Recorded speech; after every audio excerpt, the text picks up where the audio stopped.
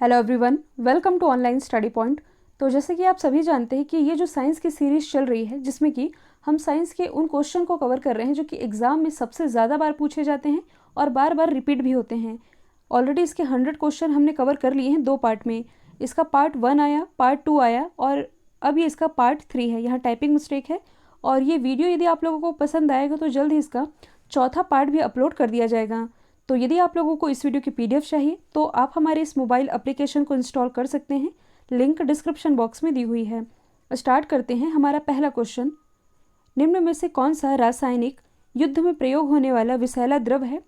तो युद्ध में प्रयोग होने वाला विषैला द्रव जो कि है मस्टर्ड गैस, और इसका जो पहली बार उपयोग है यदि आपसे पूछा जाए कि कब किया गया था तो प्रथम विश्व युद्ध के दौरान यानी कि फर्स्ट वर्ल्ड वॉर के दौरान पहली बार इसका उपयोग किया गया था। अगला है, निम्नलिखित में से मार्श गैस ये किसे कहते हैं? तो जो मीथेन है इसे ही कहा जाता है मार्श गैस। इसका फॉर्मूला है CH4 और दलदली क्षेत्र में मिलने के कारण इसे मार्श गैस कहते हैं और कोयला खदानों में विस्फोट का कारण ये मीथेन गैस ही होती है। अगला है, तांबे के बने पात्रों का उपयोग खाना पकाने के लिए क्यों नहीं किया जाता? आप लोगों ने देखा होगा कि आपके घर में तांबे का बर्तन का इस्तेमाल नहीं किया जाता है। किस लिए? खाना बनाने के लिए। क्यों नहीं किया जाता? तो तांबा अम्ल के साथ विषैले यौगिक बनाता है, इसलिए इसका उपयोग नहीं किया जाता है। अगला है, गैल्वेनिक सेल में प्रयोग होने वाली धातुएं हैं।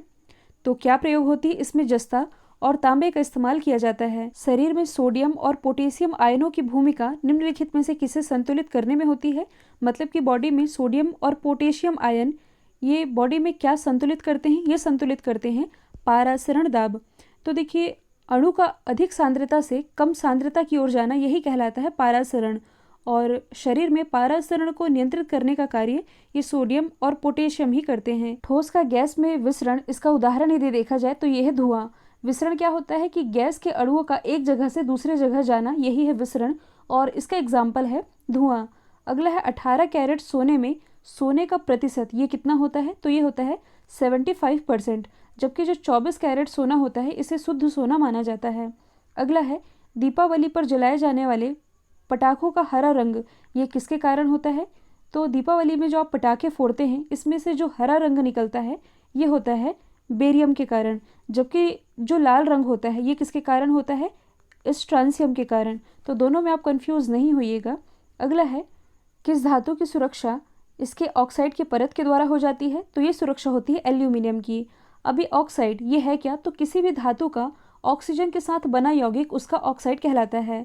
तो एल्यूमिनियम ऑक्साइड की परत के कारण ही एल्यूमिनियम की सुरक्षा हो जाती है। अगला है, पारे के संबंध में दिए गए कथनों में से कौन सा सत्य है? निम्नलिखित में से कौन सा सत्य बताना है? पारा भारी द्रव है, तो ये सही है। साधारण ताप पर यह द्रव अवस्था में रहता है, ये भी सही है।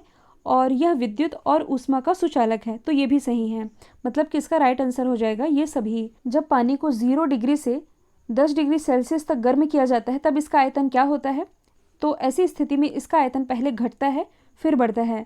देखिए, जो पानी है इसे यदि आप गर्म करेंगे तो 4 डिग्री तापमान तक इसका आयतन घटता है, आप सभी को पता है। इसके बाद ये बढ़ना शुरू हो जाता है। अगला है, कठोर जल साबुन के साथ झाग नहीं देता क्योंकि कठोर जल में होता है।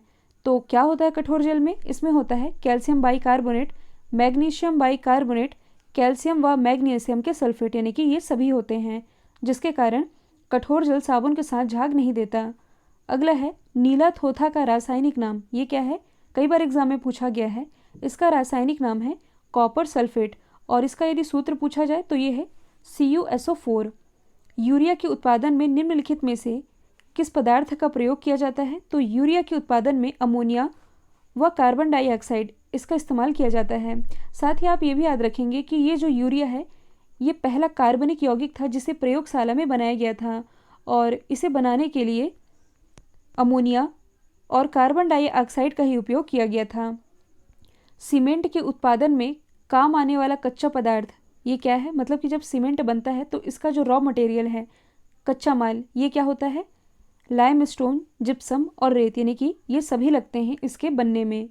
परमाणु में कक्षक को भरने का क्रम निर्धारित होता है, ये नियम दिया गया था आपवाहु के द्वारा। और आपवाहु के द्वारा ये जो नियम दिया गया था इसमें कक्षकों को भरने का जो फॉर्म है आप लोगों ने पढ़ा भी होगा, SPDF के फॉर्म में इलेक्ट्रॉन इसमें भरे जाते हैं।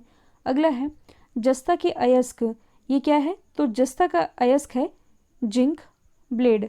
अगला है निम्नलिखित में से कौन सा रेडियो एक्टिव नहीं है? इनमें से जो जिरकोनियम है ये रेडियो एक्टिव नहीं है। अच्छा, रेडियो एक्टिविटी की खोज किसने की थी? हेनरी बैकुरल ने।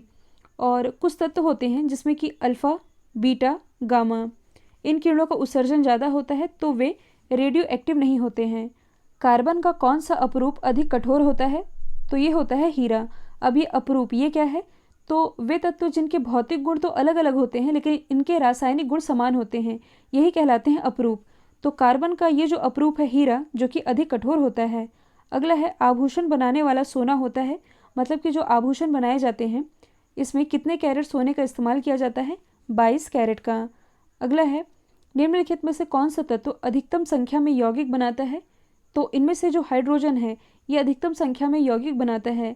यदि आपसे पूछा जाए कि हाइड्रोजन की खोज किसने की थी? हेनरी बैकुरल ने। और ये जो हाइड्रोजन है ये सबसे ज़्यादा यौगिक तो बनाता ही है, इसे भविष्य का ईंधन भी कहा जाता है, साथ ही इसे ही आवारा तत्व की संज्ञा दी गई है। अगला है निम्नलिखित में से किस अधातु को पानी में डुबोकर रखा जाता है? तो ये रखा जाता है श्वेत फास्फोरस को, क्योंकि ये बहुत अधिक क्रियाशील होते हैं।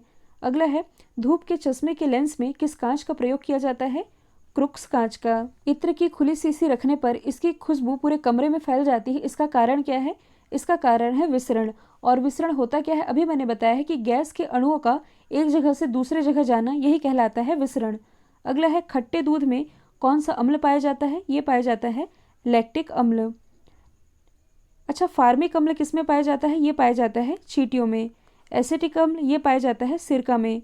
और कई बार पूछा गया है कि सेब में यानी कि एप्पल में कौन सा अम्ल पाया जाता है? मौलिक अम्ल। अगला है निम्नलिखित में से कौन सा विटामिन कैल्शियम के स्तर को नियंत्रित करने में महत्वपूर्ण भूमिका निभाता है? इनमें से जो विटामिन के है जिसका रासायनिक नाम है फाइलोक्विनोन, ये कैल्शियम के स्तर को कंट्रोल करने में महत्वपूर्ण भूमिका निभाता है। एक वृक्ष की छाल के भीतर सजीव कोशिकाओं की पहली परत क्या कहलाती है? तो ये जो वृक्ष की छाल होती है इसके भीतर सजीव कोशिकाओं की ये जो पहली परत होती है जो कि कहलाती है केम्बियान। किस तत्व की कमी के कारण हाइपोकेलेमिया बीमारी होती है? तो इनमें से जब पोटेशियम की कमी हो जाती है तब ये बीमारी होती है। इसमें क्या होता है कि किडनी क्षतिग्रस्त हो जाती है और रक्तदाब कम होने के साथ साथ शरीर का वजन भी घटने लग जाता है। अगला है निम्नलिखित में से कौन सा हार्मोन तनाव का सामना करने में सहायक माना जाता है? तो इसमें से जो सेरोटोनिन है ये तनाव का सामना करने में हेल्पफुल माना जाता है। अगला है कनिस लूपस आमतौर पर किस नाम से जाना जाता है? तो इसे धूसर भेड़िया के नाम से जाना जाता है, मतलब कि धूसर भेड़िया का ही वैज्ञानिक नाम है कैनिस लूपस। अगला है लंबे बाल वाले स्तनपायी जीव का नाम बताइए जो कि हिमालयी क्षेत्र में पाए जाते हैं। तो ये है याक। थायमिन की कमी से होने वाला रोग कौन सा है? तो ये है बेरी बेरी मतलब कि जो B1 विटामिन है इसी का रासायनिक नाम है थायमिन, जिसकी कमी के कारण बेरी रोग होता है। अगला है DNA का पहली बार पृथक्करण किस वैज्ञानिक ने किया था? तो ये किया गया था फ्रेडरिक मिश्र के द्वारा, और इसे क्या नाम दिया था? न्यूक्लियोन। साथ ही आप ये भी याद रखेंगे कि यदि आपसे पूछा जाए कि DNA का मॉडल किसने दिया था? वॉटसन और क्रिक ने। DNA पाया कहाँ जाता है? तो आप सभी जानते हैं कि मानव शरीर में कुल कितने गुणसूत्र होते हैं? तो ये होते हैं 23 जोड़ी गुणसूत्र। यहाँ मैं ऐसे इमेज बना के आप लोगों को दिखा दे रही हूँ। गुणसूत्र जिसे आप कहते हैं क्रोमोसोम।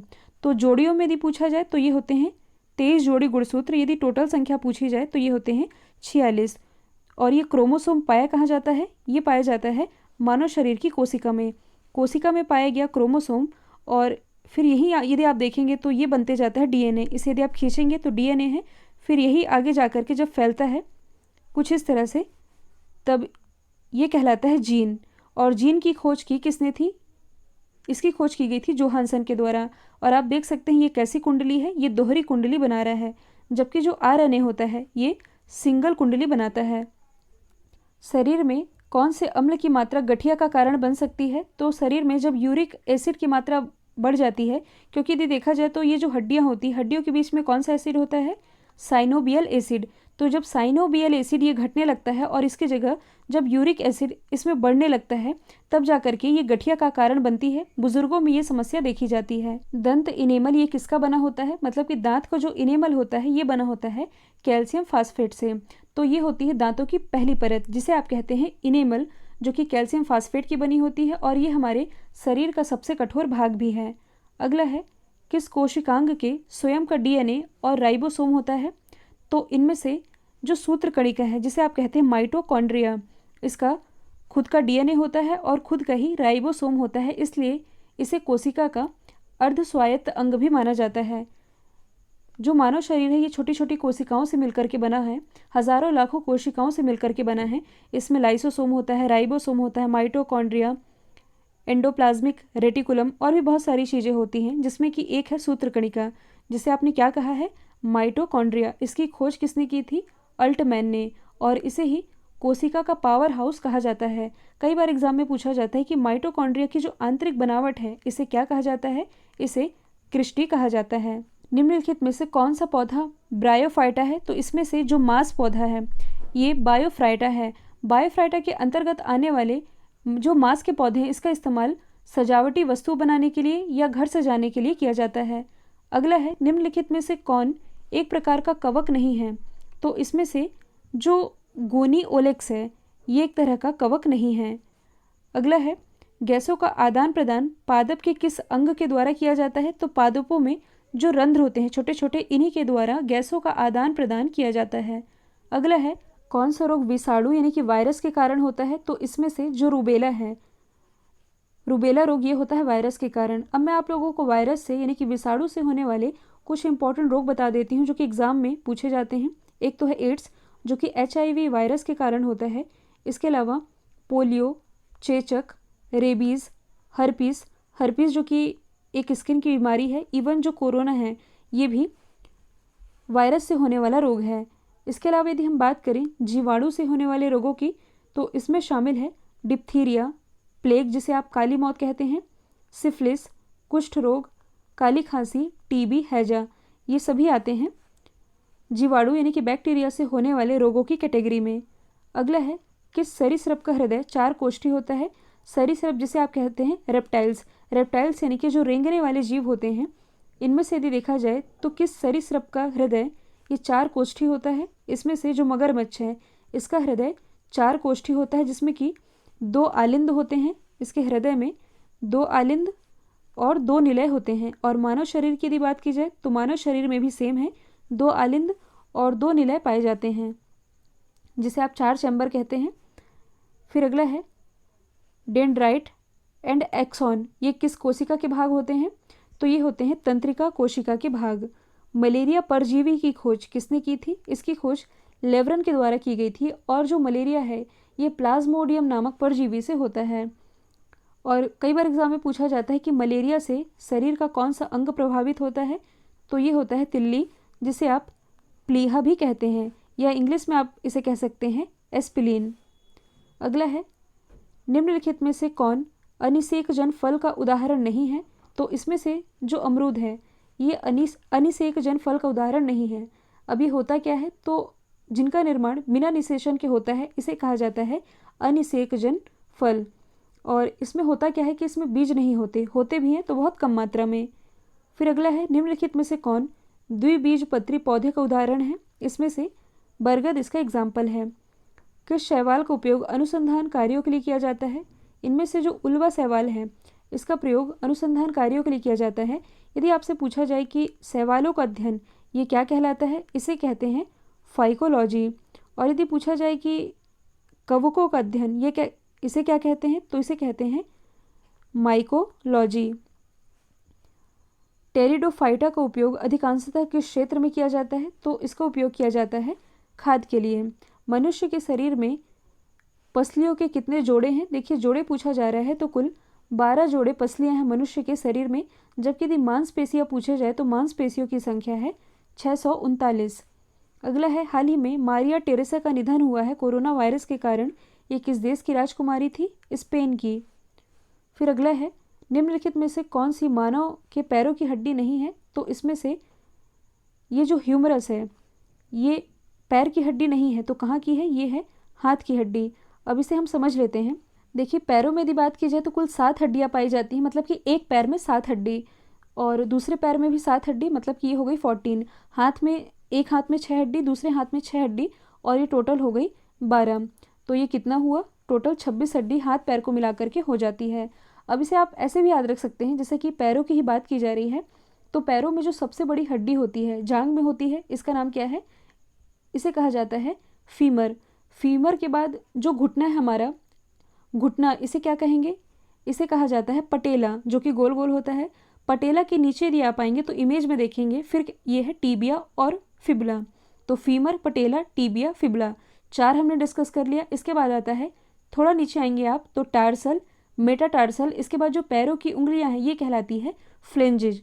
फिर से हम रिपीट कर लेते हैं, फीमर सबसे ऊपर, इसके बाद जो घुटना आया ये पटेला, घुटने के नीचे है टीबिया, फिबुला, फिर है टार्सल, मेटाटार्सल और फिर जो उंगलियां आती हैं ये हैं फ्लेंजेज।